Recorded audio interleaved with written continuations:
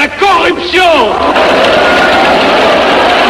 Vous, capitalistes, vous l'avez cessé de pousser la classe ouvrière à la misère. Et vous, communistes, vous avez cessé d'exploiter cette misère voulue par les capitalistes.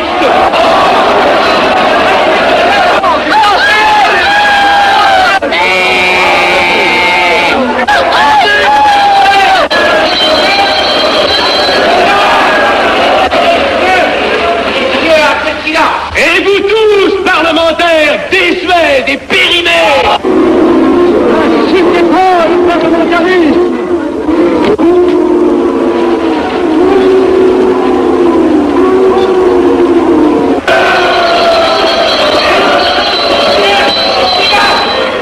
Est-ce que je vais lever la séance? Continuez, monsieur Hacknell. Messieurs, je n'ai plus rien à dire. J'ai eu conscience de vous dire quelques vérités, peut-être désagréables, mais utiles. Donc ce ne sont pas quelques interruptions qui m'arrêteront. La communauté française ne se bâtira pas sur le conflit de la vieille bourgeoisie égoïste et du peuple affamé. C'est pourquoi je ne voterai pas ce projet qui donne satisfaction au capitalisme international et serait le bon prétexte pour les communistes à accentuer nos divisions. Je ne le voterai pas. Je serai sans doute le seul à ne pas le voter, car il semble que par une étrange aberration, la Chambre tout entière soit prête, comme toujours, à trahir l'intérêt français au bénéfice de certains intérêts internationaux très particuliers.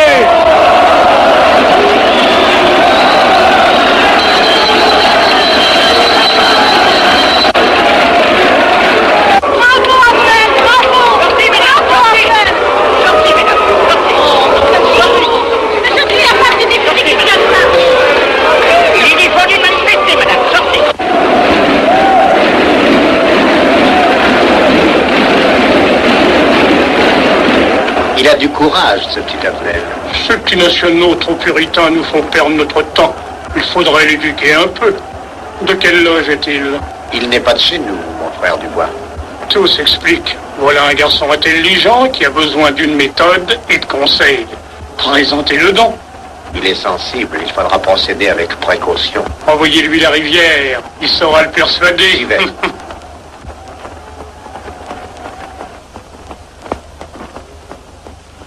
Mon cher vénérable, nous avons un service à vous demander. Mon frère Guédon, je vous suis tout dévoué. Le jeune Hacknell qui vient de parler assez brillamment devrait subir les épreuves de l'initiation. La maçonnerie lui apporterait beaucoup et le disciplinerait. Ne croyez-vous pas? J'y pensais déjà. Nous allons nous en occuper activement. Alors, je suis brisé. Comment avez-vous trouvé mon discours? Excellent, vous leur avez dit de fort bonnes vérités. Ouais, ça n'a pourtant servi à rien, ils ont voté le projet. Ça ne sert jamais à rien de dire la vérité. Les gens n'aiment pas la vérité, ils préfèrent de beaucoup les mensonges. Vous êtes cynique. Non, j'ai une certaine expérience politique, déjà ancienne. À propos, voulez-vous venir un peu avec moi? J'ai quelque chose à vous dire. Volontiers.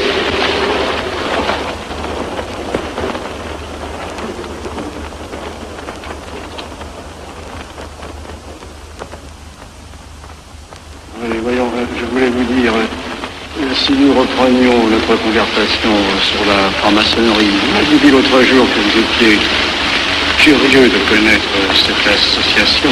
Ah oui, on en dit tantôt du bien, tantôt du mal. Je vous avoue que je n'aime pas beaucoup les sociétés secrètes. La franc-maçonnerie n'est pas une société secrète. C'est une société discrète. Pourquoi éprouves-tu tant de répugnance à me voir entrer dans la franc-maçonnerie? Cette association me semble suspecte. Il ne doit y avoir que des arrivistes là-dedans. Non, voyons, sont peut-être aussi des braves gens animés d'un idéal sincère. Le texte qu'ils m'ont donné est rempli de bonnes idées. Tu me diras que ce n'est qu'un programme affiché à l'entrée, mais il me paraît loyal. Tu es un honnête homme, mon chéri. Mais tu as un grand défaut. Ah, et lequel? Tu ne vois jamais le mal. Tu imagines que les autres sont bons comme toi-même. C'est pourquoi tu as toujours des déceptions. N'importe, je suis décidé à tenter cette expérience. Alors fais-la. Je souhaite me tromper. Quand dois-tu te présenter chez ces gens? Mercredi. Déjà.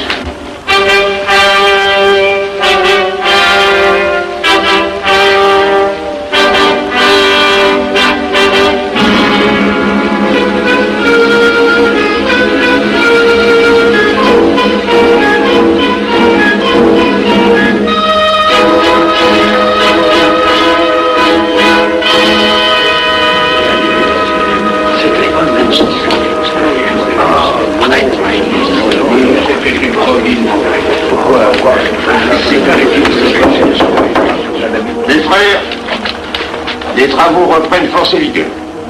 La tenue du comité a voté l'interrogatoire du profane Avnel. Nous allons lire les rapports confidentiels de nos enquêteurs. Pierre Avnel, né en 1902 à Laval, a fait sa première communion. Oh mon frère, je vous en prie. Mais déclare ne pas pratiquer régulièrement. A même cessé de fréquenter l'église. Mais s'avoue spiritualiste.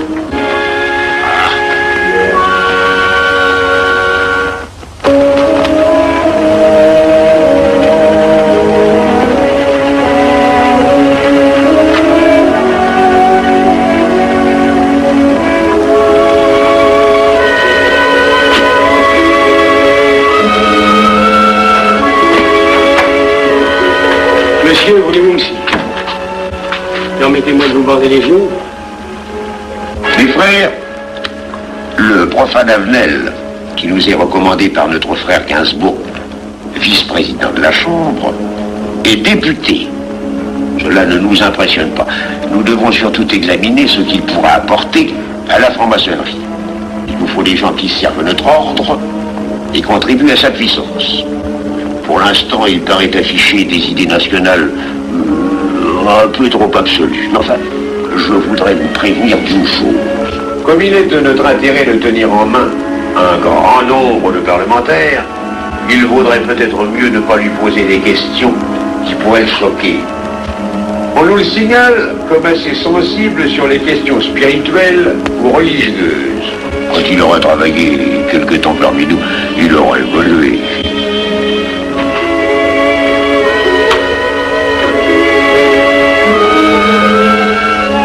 Voilà, le silence le plus absolu, mes frères. Qui frappe ainsi régulièrement à la porte du temple? C'est un profane qui demande à être interrogé, vénérable maître. Faites entrer le profane.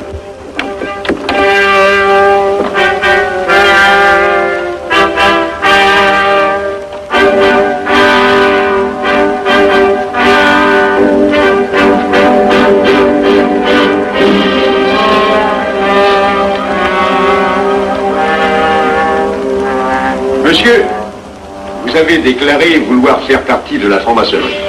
Mais nous désirons savoir qui vous êtes. Nous allons donc vous interroger sur vos sentiments, vos croyances, vos idées politiques. Répondez-nous sans vous troubler, mais en nous disant la plus stricte vérité. Consentez-vous à cet interrogatoire? J'y consens. Monsieur, croyez-vous en Dieu? Et pourquoi? Vous semblez être déçu par ce premier contact avec la maçonnerie. Mais l'interrogatoire est assez pénible.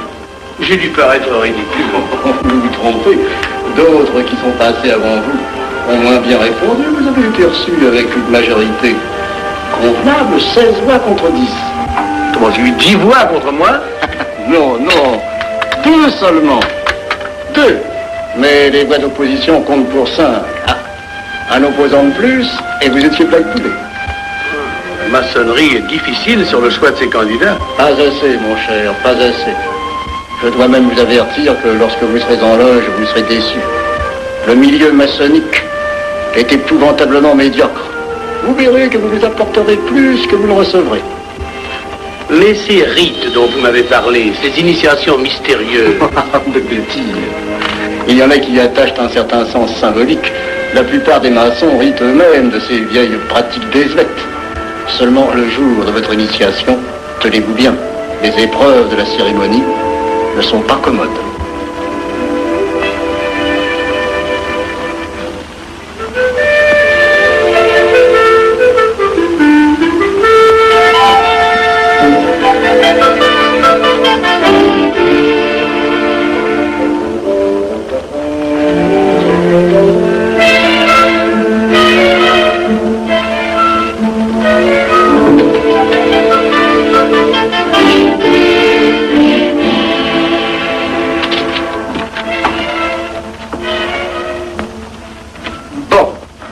Attendez à la buvette, là.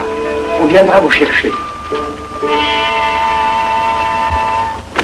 Alors, mais c'est entendu, mon cher, je m'occupe de ton affaire. Tu peux compter sur moi. C'est très important. Mais c'est entendu. Excuse-moi, la tenue va commencer, je suis un peu en retard.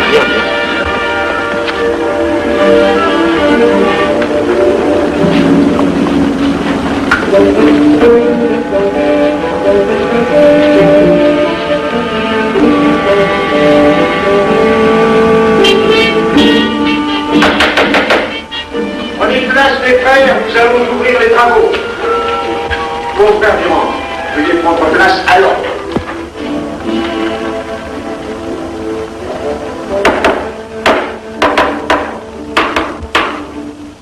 Frère premier surveillant, êtes-vous franc-maçon? Mes frères me reconnaissent comme tel, vénérable maître. Frère second surveillant, quel âge avez-vous? 3 ans, vénérable maître. Frère premier surveillant, quel est le premier devoir d'un surveillant en loge? Vénérable maître, c'est de s'assurer que le temple est couvert.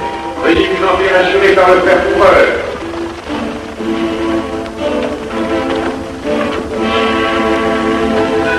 Le temple est couvert, vénérable maître. Frère second surveillant, quel est le second devoir des surveillants en loge? Vénérable maître, c'est de s'assurer que tous les frères présents sont membres réguliers de la loge ou visiteurs connus. Debout et à l'ordre, mes frères. Frère premier et second surveillant, assurez-vous que tous les frères rangés devant vos colonnes sont membres réguliers de la loge ou visiteurs connus.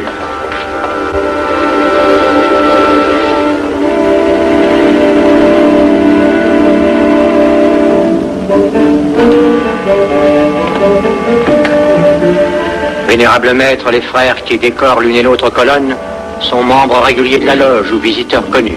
Il en est de même à l'Orient. Frère premier surveillant, à quelle heure les francs-maçons opèrent-ils leurs travaux? À midi, vénérable maître. Quelle heure est-il, frère second surveillant? Il est midi, vénérable maître. Puisqu'il est l'heure du travail, frère premier et second surveillant, invitez les frères de vos colonnes à se joindre à vous et à moi pour ouvrir les travaux de la respectable loge des enfants de l'univers Orient de Paris, au grade d'apprenti, en la forme accoutumée. À moi, mes frères, par le signe, la triple batterie et l'acclamation.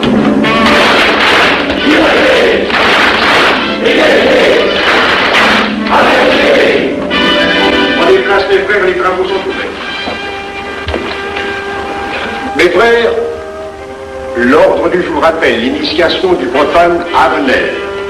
L'atelier a voté dans une précédente tenue la mission du dit profane. Nous allons donc ce soir le recevoir solennellement. Mon frère couvreur, veuillez aller chercher le profane Avenel qui a écrit son testament philosophique dans le cabinet de réflexion.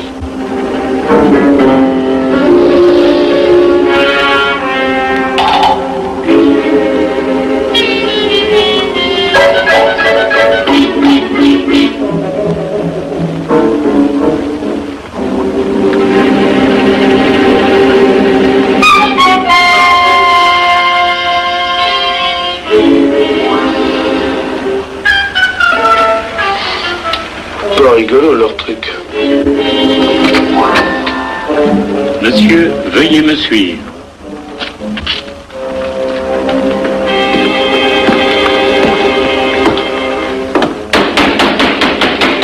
Qui frappe ainsi régulièrement à la porte du temple? Vénérable maître, c'est un profane qui demande à être reçu maçon s'il en est jugé digne. Frères, armez-vous de vos glaives. Faites entrer le profane.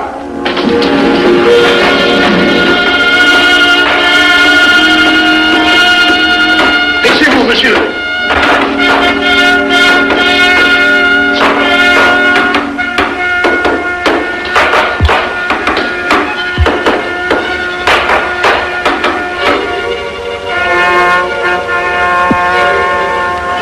Monsieur, cette épée que vous sentez sur votre poitrine est toujours levée pour punir le parjure.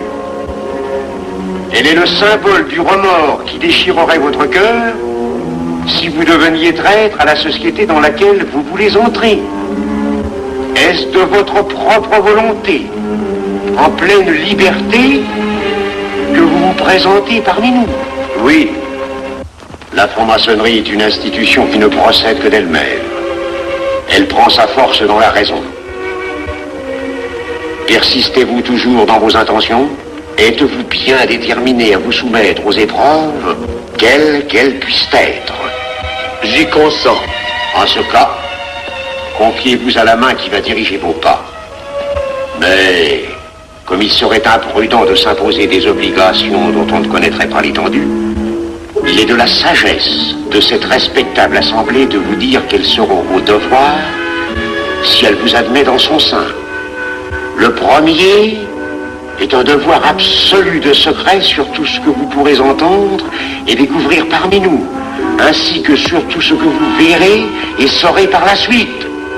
Je dois exiger de vous un serment prêté sur la coupe des libations. Consentez-vous à le prêter? Oui. Frère expert, faites approcher le profane. Et vous, maître des cérémonies, apportez la coupe des serments. Présentez la coupe au profane.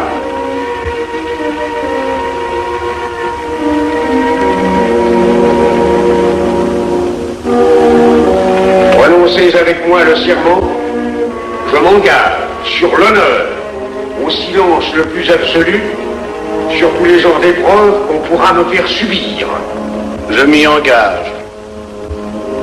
Vous devez connaître toute l'importance d'un serment. Si jamais vous manquiez à une parole aussi solennellement donnée, buvez. Buvez! Buvez!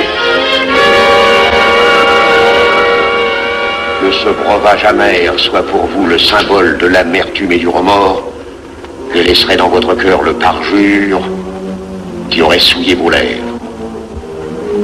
Frère expert, emparez-vous du profane et faites-lui faire son premier voyage.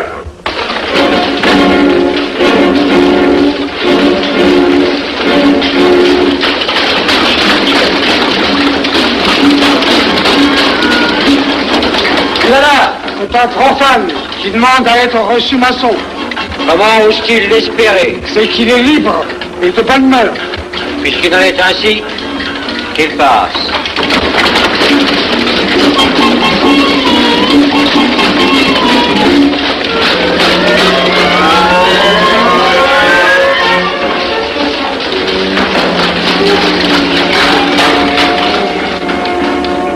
Monsieur, le voyage symbolique que vous venez de faire est l'emblème de la vie humaine. Le bruit que vous avez entendu figure les passions qui l'agitent.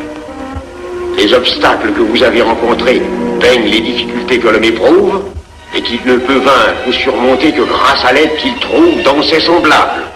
Frère expert, faites faire le deuxième voyage.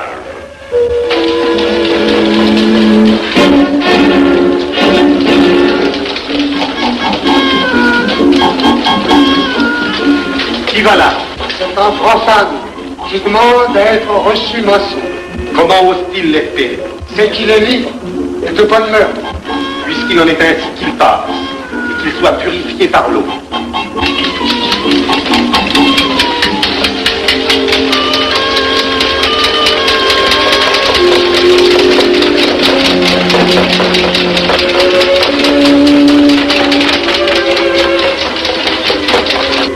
Monsieur, nous avons procédé à l'épreuve de l'eau qui représente l'épuration de votre esprit naissant à la vie maçonnique.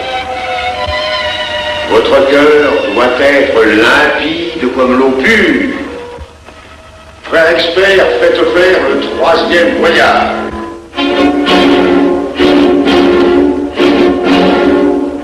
Qui va là? C'est un profane qui demande à être reçu maçon. Comment ose-t-il l'espérer? C'est qu'il est libre et de bonne mœurs. Puisqu'il en est ainsi qu'il passe par les flammes.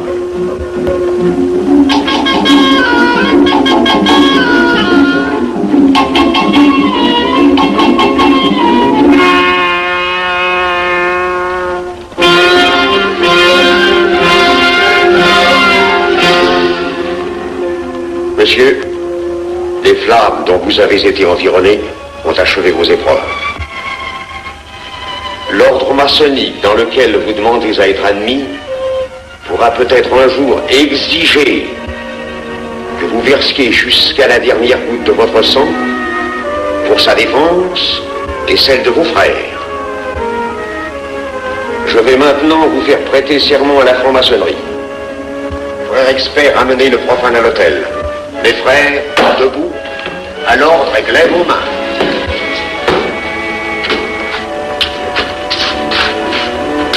Moi, Pierre Avenel. Moi, Pierre Avenel, De ma propre et libre volonté. de ma propre et libre volonté, En présence de cette respectable assemblée de maçons. en présence de cette respectable assemblée de maçons, Je jure et promets solennellement je jure et promets solennellement de ne jamais révéler aucun des mystères de la franc-maçonnerie qui vont m'être confiés. de ne jamais révéler aucun des mystères de la franc-maçonnerie qui vont m'être confiés. Quelle idée saugrenue ton mari a-t-il de se faire recevoir franc-maçon? Je lui ai déconseillé tant que j'ai pu, mais tu sais comme il est entêté. Il va se trouver dans un milieu d'arrivistes si médiocre. On l'a pourtant bien prévenu. Pourvu qu'il ne lui arrive rien. Il y a tant d'histoires qui courent sur le compte de ces sociétés secrètes. Ne t'inquiète pas, Pierre. Il saura se tirer d'un mauvais pas. Prudent.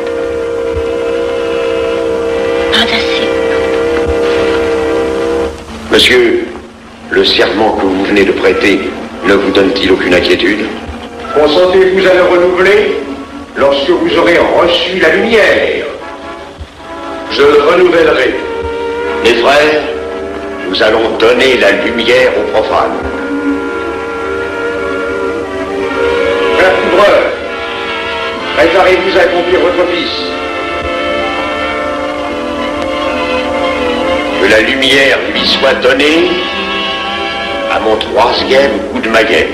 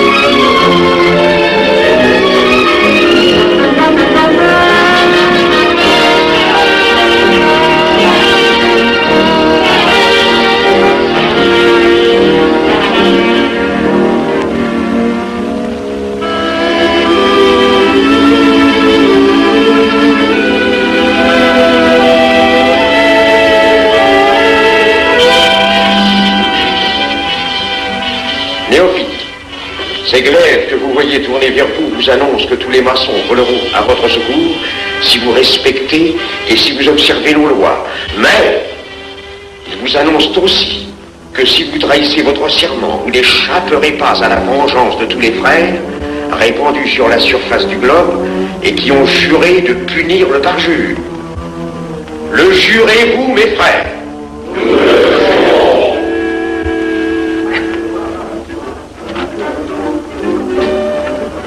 Mes frères, à la santé de notre nouveau frère. À votre santé.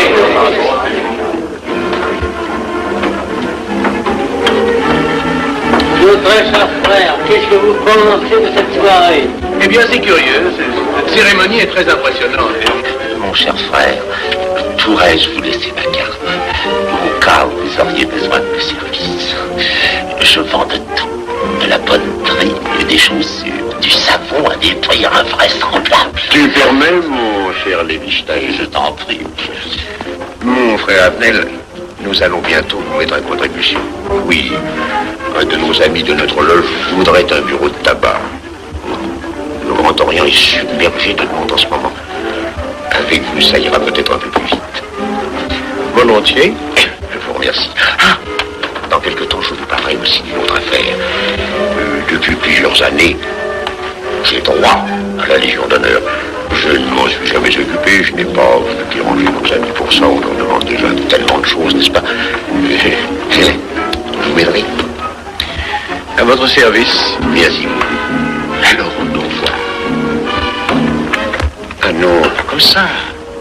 Voyez-vous, des petits coups secs avec le pouce, là, comme ça. Pom, pom, pom. Essayez.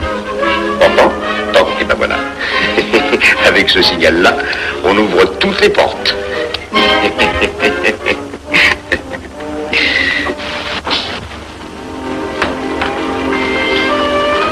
Alors,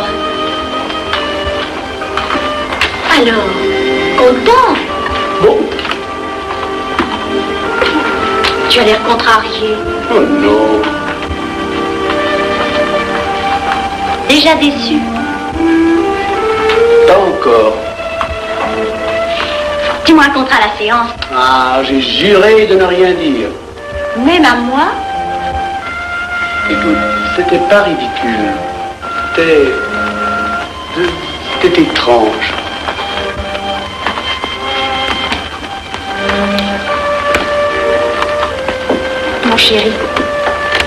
Mon chéri, c'est idiot, mais j'ai peur pour toi.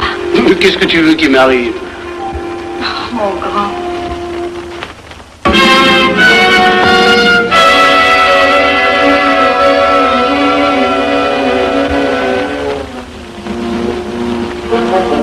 Mon très cher frère Avenel, vous êtes député.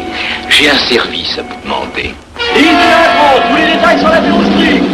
Mon très cher frère, si vous pouviez m'obtenir cette place, vous me feriez plaisir.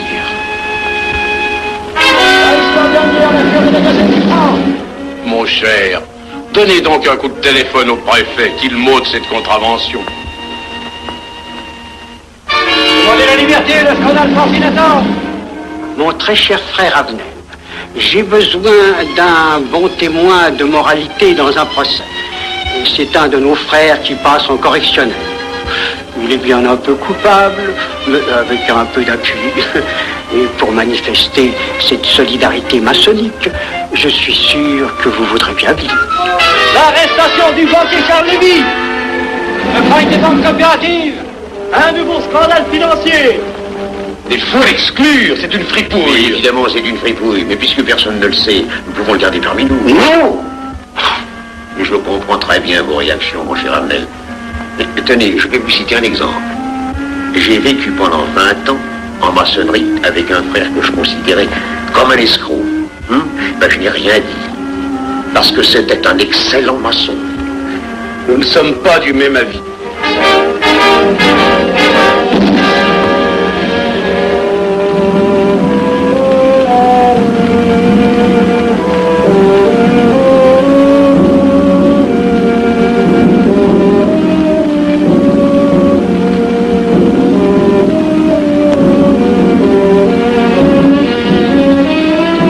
Pas pour lui. Pourquoi?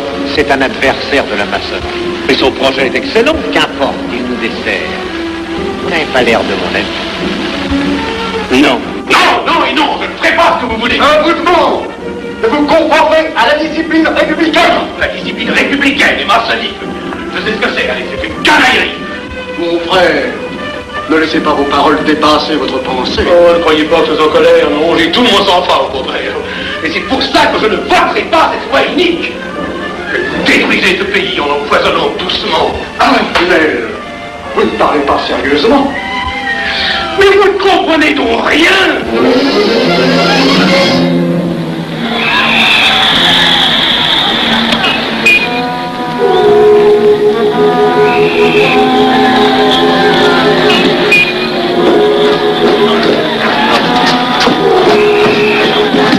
Que se passe-t-il? Regardez. Mais calmez-vous, mon vieux. Ce n'est rien. Rien.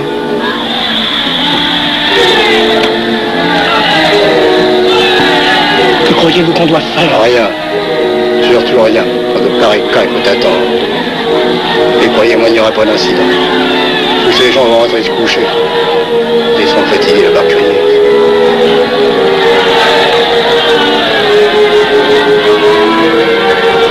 Qu'en pensez-vous, Avenel? Je voudrais être avec eux, place de la Concorde. Vous ne parlez pas sérieusement? J'ai pas envie de rire.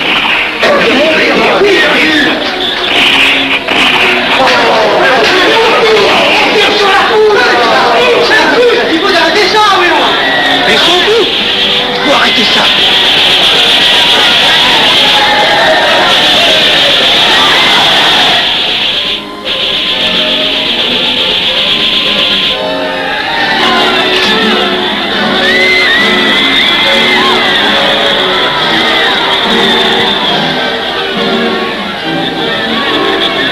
Que faire? Trop tard. On tire encore. Coup de feu.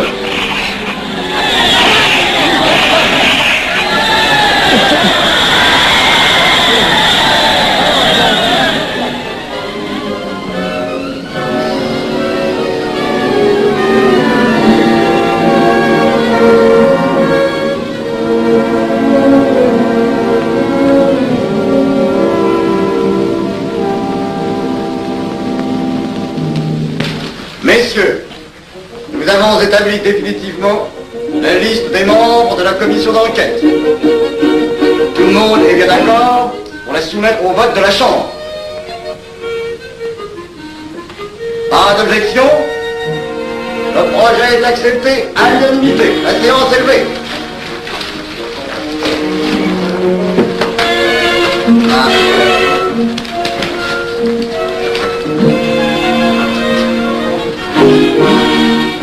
Vous pensez que ça va marcher? Je ne prévois pas d'opposition. Si cela est ainsi, nous risquons de nous en tirer. Je le crois sincèrement. Nos frères députés nous attendent dans un salon voisin. Ils sont impatients de vous entendre. Bah allons-y. Avenel. À propos, cher ami, je vous ai mis d'office dans la commission d'enquête. Moi, pourquoi? C'est indispensable. J'ai besoin de vous. Venez avec nous. Vos amis nous attendent.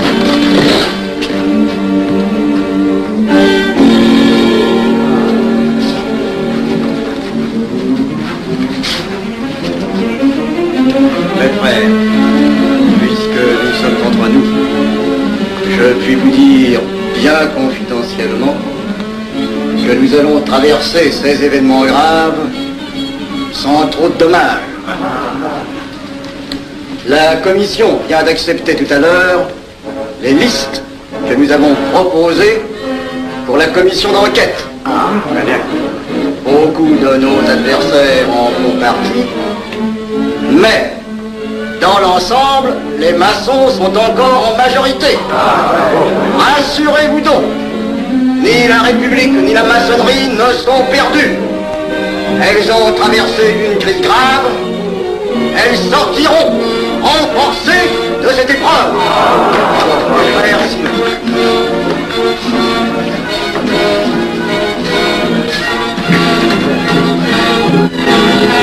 Demandez l'anti-Marfon, le scandale de la commission d'enquête. Demandez l'anti-Marfon, le scandale de la commission d'enquête. Vous me demanderez successivement le Quai d'Orsay, la Banque de France, l'état-major, le secrétaire général du Parti radical socialiste, le temps et les usines d'aviation Guerlain. Bien, monsieur.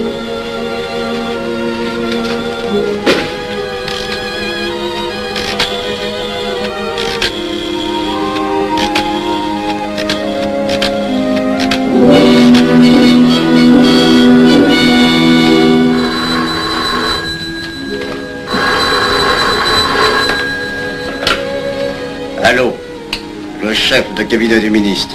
Allô? Mais oui, passez-le moi.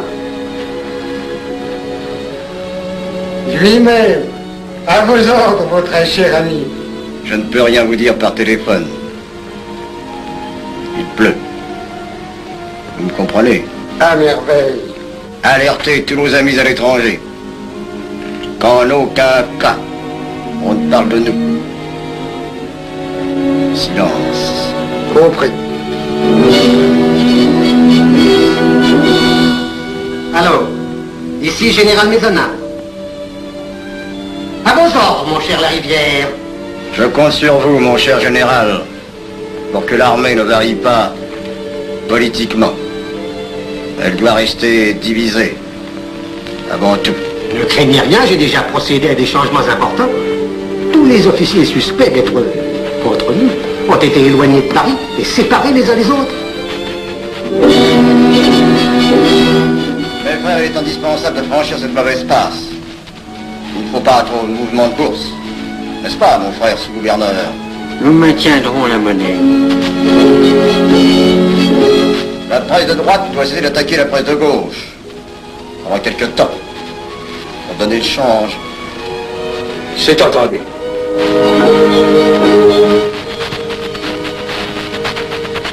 Les partis de gauche doivent faire entente avec ceux du centre. Et ceux de l'extrême gauche. De la sorte, nous contrôlons le peuple. Bloc populaire. Mieux. Front populaire. Bien. Quant à vous, mon cher Garlet, j'ai reçu ce matin une communication de l'étranger. On nous demande d'envoyer immédiatement du matériel d'aviation en Espagne. Moyennant quoi nous aurons tous les appuis politiques nécessaires. Même nos prototypes. Surtout nos prototypes. Ne croyez-vous pas que ce serait dangereux pour notre défense nationale? Faites ce que je vous dis.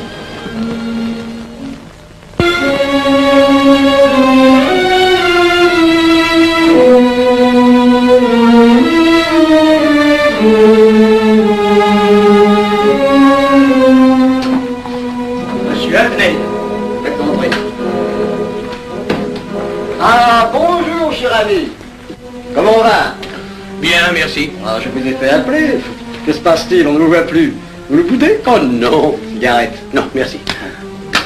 Dites-moi, pourquoi avez-vous refusé de faire partie de la commission d'enquête? Oh, j'ai beaucoup de travail en ce moment et je fais déjà partie d'autres commissions. Avenel, répondez-moi franchement. Ce n'est pas parce que nous avons eu l'autre jour une petite discussion bien fraternelle? Eh bien, justement, si. Je voudrais vous parler de la franc-maçonnerie. Ah, mais bien, voyons, mais bien entendu. Asseyez-vous. Alors, je vous écoute. Eh bien, voilà, vous avez été mon présentateur, je vous dois une explication. Je suis décidé à déposer ma démission. Vous avez l'air d'avoir été déçu par la maçonnerie. Oh, pire, choqué. Pourquoi? Mais confessez-vous, mon vieux.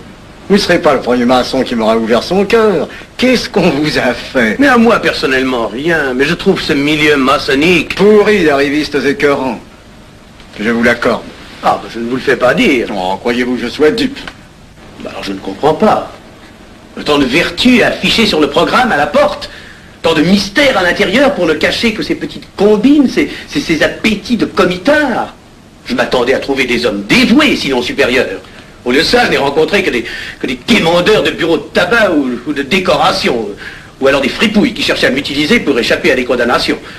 En dehors d'eux, des phraseurs, des sectaires ignorant tout, ne connaissant rien de l'histoire de leur pays, rien de l'histoire du monde, rien de la politique, rien de la philosophie, rien. Ah, des cerveaux vides, mais des dents longues et des langues folles. Et c'est cela qui gouverne la France. Quel grade avez-vous maintenant? J'ai été initié à la maîtrise il y a peu de temps. Eh bien, si vous avez le courage de vivre encore quelques années dans la médiocrité des ateliers bleus, vous passerez ensuite aux ateliers supérieurs. C'est mieux? C'est autre chose. Voyons, vous êtes 33e, n'est-ce pas? C'est le grade le plus haut dans la maçonnerie. Mon petit Avenel, je vais vous révéler, quoique je ne le doive pas, ces fameux secrets maçonniques dont on fait tant de mystères. En maçonnerie, on cache tout aux petites gens. En bas, vous ne savez rien. En haut, vous commencez à voir un peu plus clair dans le jeu mondial.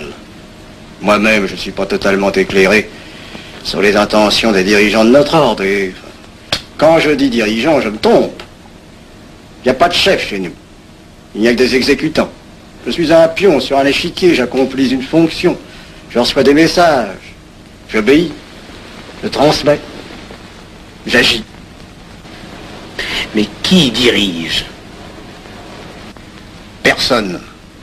C'est beaucoup plus compliqué et simple en même temps qu'on ne pense. Qu'est-ce que la maçonnerie?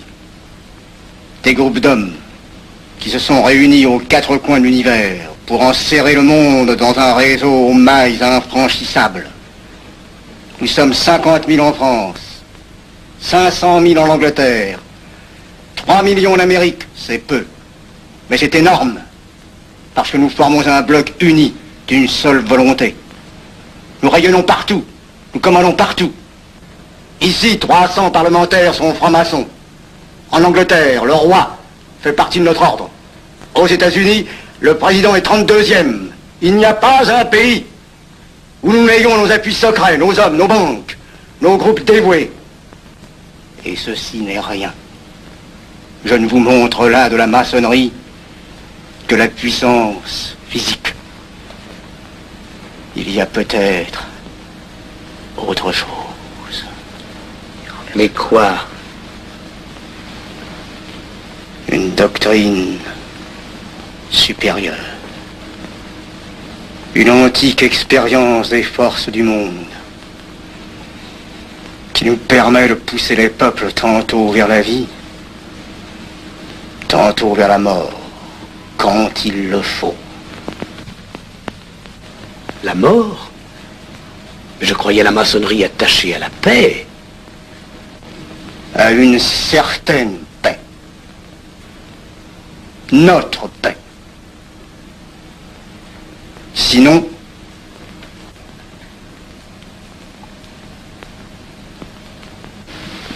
alors, cette démission, je vais réfléchir.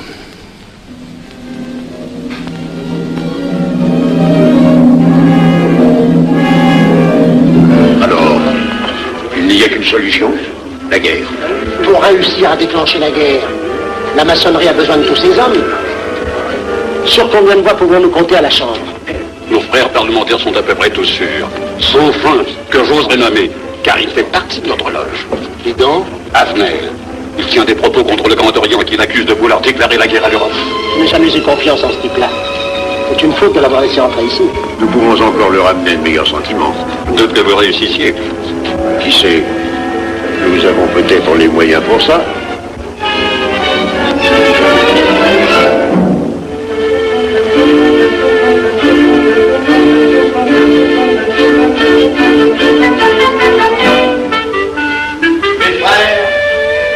L'aviation allemande n'a pas d'appareil. Plus de 2000 accidents d'avion l'année dernière en Allemagne. La ligne Siegfried est à peine construite. Les tanks allemands marchent difficilement. Un détail entre autres qui m'a été rapporté par un de nos frères. Quand leurs tanks sont entrés à Vienne, on fait affirmer que certains d'entre eux étaient en garçons et montés sur des routes bicyclettes. Croyez-moi, mes frères, rien ne peut vaincre l'armée française, Dieu et Mexico. Nous avons de l'armement considérable. Jamais nous n'avons été plus près. En 15 jours, nous réglerions le sort de l'Europe. Et notre paix serait établie définitivement. Notre victoire est sûre. C'est faux. C'est faux. Silence. Ce que dit cet homme est faux. Mon frère, je vous rappelle à l'ordre. Vous n'avez pas la parole. Je le sais. Mais je suis député et membre de la commission de la défense nationale. On ne peut pas laisser se prolonger un discours aussi manifestement erroné. Les appréciations de monsieur... Notre frère ministère. Ou si vous voulez, sur l'état de notre armée et sur celle de l'Allemagne sont des mensonges. Notre armée n'est pas en état de résister. La faiblesse de notre aviation est flagrante. Mon frère, vous n'avez pas la parole. Peu m'importe. J'ai 3 mots à dire et je m'en irai. Puisque je vois qu'ici vous ne voulez pas entendre la vérité. Vous la direz tout à l'heure, après l'exposé de notre frère. Non, vous la direz immédiatement, avant d'entendre des stupidités bellicistes. Les couteaux, maçons, poussez à la guerre.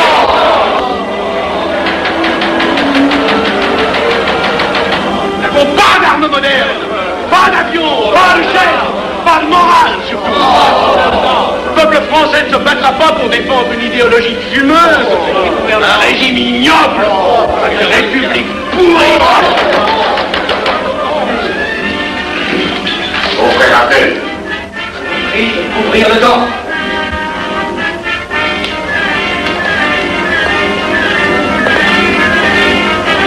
Vous êtes tous des menteurs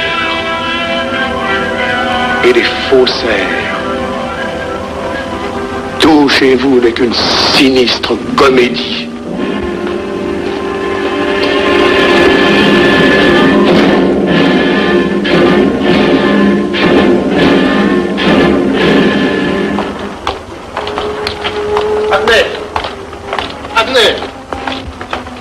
Abnel, excusez-moi, comme vous, j'habite Neuilly, c'est pourquoi je me permets de vous rejoindre. Vous avez fort bien fait, mon frère. J'étais près de vous à la tenue. Je voulais vous féliciter.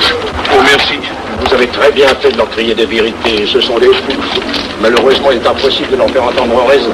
Les événements sont pourtant indiscutables. Oui. Dites-moi, j'ai des documents confidentiels sur l'action actuelle de la maçonnerie qui peut-être vous intéresseraient. Des documents? Oui, des documents. Vous êtes député, il serait utile et urgent que je vous les communique. Mais je crois bien, où sont-ils? Chez moi, pas très loin d'ici. Si vous avez quelques minutes. Oui, volontiers, allons.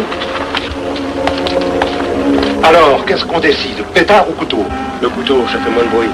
Attention, voilà.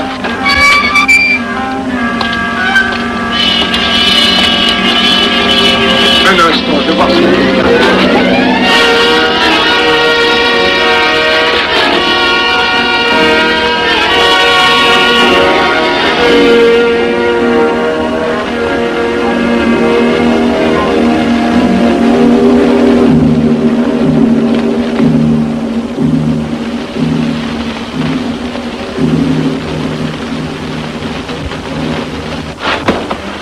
Ne t'inquiète pas, mon chéri.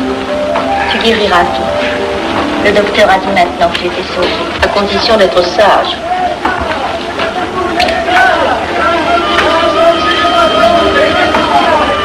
Qu'est-ce qu'on entend? C'est la mobilisation générale, mon chéri. Quoi, la mobilisation? Ne t'agite pas, je t'en supplie. Je n'aurais pas dû te le dire, mon Dieu.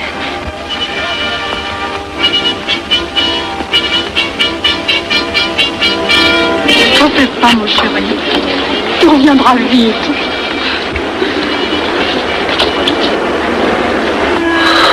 Les brutes. Ils sont arrivés. Ils ont réussi à déclencher leur guerre. Oh, ne bouge pas. Tes plaies sont à peine fermées. Si j'étais pas tombé sous les coups de ces criminels, j'aurais peut-être pu arrêter ça. Mais non, tu n'aurais rien pu empêcher, mon chéri. Ces hommes sont plus forts que toi. Ils ne t'auraient pas manqué.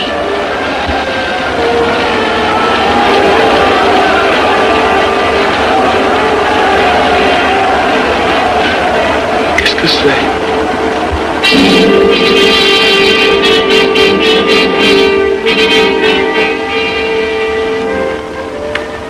Les malheureux. S'ils savaient ce que je sais.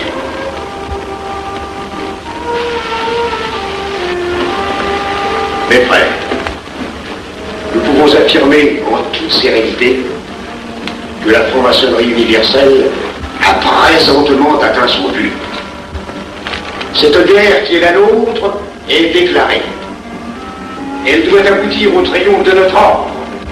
Il importe que le monde soit définitivement gouverné selon nos méthodes et par nos idées. Debout et alors.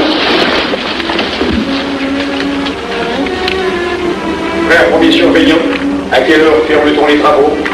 À minuit, vénérable maître. Quelle heure est-il, frère second surveillant? Minuit, vénérable maître.